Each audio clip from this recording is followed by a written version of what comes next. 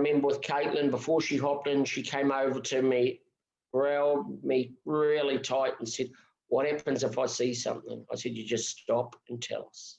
I said, we're all watching, the effect that had on her for the day.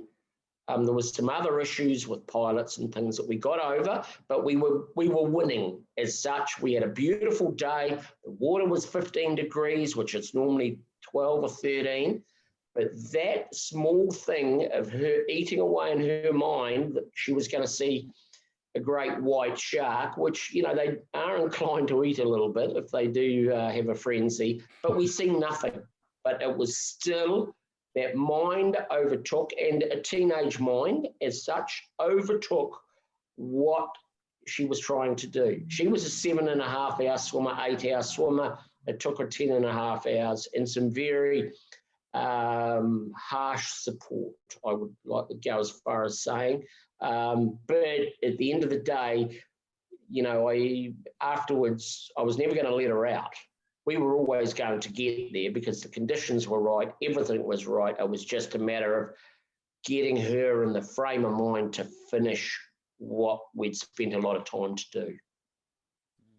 Yeah, and it certainly shows, and it's that tough love. It's being straight up about what the situation is, and like for you, is basically telling her, like, you've got to pick it up. This is not going to work for you. What you're doing right now, you've got to change it up. And you mentioned before the call that you had some harsh words, and then she managed to sort of turn it around a little bit and picked it up from there on.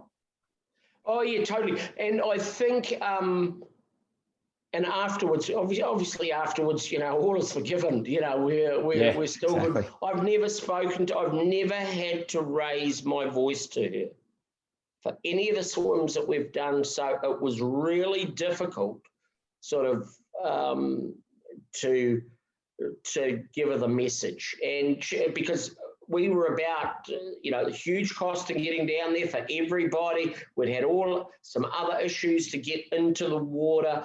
And she was letting it go because she couldn't get her head around it. And she was swimming terribly, Brenton, terribly from what she could do.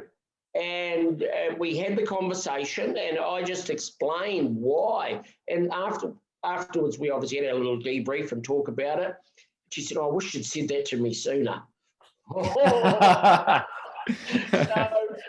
once again, it's a fragile mind, and that's the sort of things that, I meet a lot of the people that come in, and I follow a plan, and most of the time the plan works, but what works for you isn't going to work for Caitlin, and what works for somebody else necessarily doesn't work for you. So it is hard trying to work through. I mean, you've mentioned one of the chaps, John Hancock.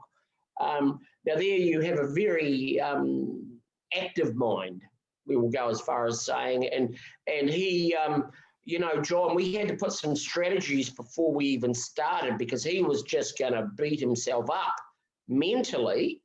Physically, he could do the swim, but mentally, because there's just too much going on up there.